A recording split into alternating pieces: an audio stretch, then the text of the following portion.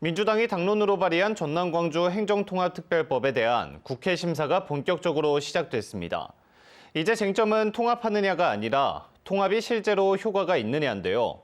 행정비용 절감 효과가 불분명하다는 보완 의견이 공식 검토 보고서에 담기며 주목되고 있습니다.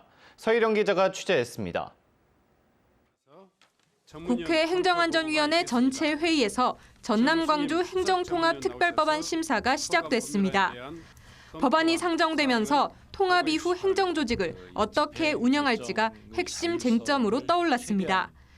행안위 전문위원 검토 보고서에는 부단체장 증원과 기존 조직, 청사 유지 방침으로 행정비용 절감 효과가 불분명하다는 지적이 담겼습니다.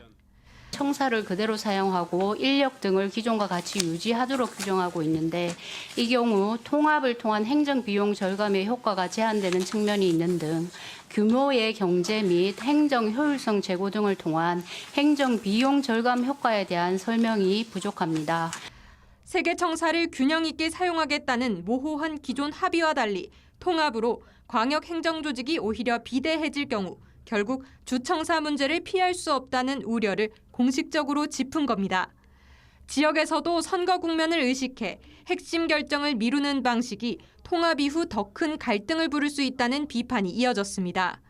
행정 통합과 함께 수십조 원 규모의 재정 투입이 예상되는 만큼 행정 거점부터 분명히 해야 한다는 요구도 나왔습니다.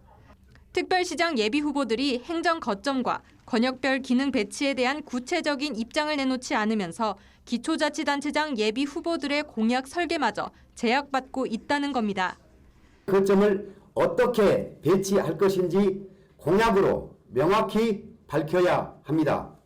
그래야만 서남권의 중추도시 목포도, 동북권의 중추도시 여수, 순천도 특별시 시대에 걸맞는 미래 발전 전략을 준비할 수 있습니다. 이런 가운데 용해인 의원이 기본소득당 당론으로 대표 발의한 전남-광주 통합특별법에는 주청사를 무한으로 명시한 내용도 포함됐습니다. 광역시장 예비 후보들이 끝내 행정 거점에 대한 입장을 밝히지 않을 경우 통합의 방향을 가늠할 핵심 정보가 빠진 채 선거가 치러질 수 있다는 우려도 나옵니다. 그 선택의 결과는 결국 유권자와 지역사회가 떠안게 될 수밖에 없습니다. MBC 뉴스 서희령입니다.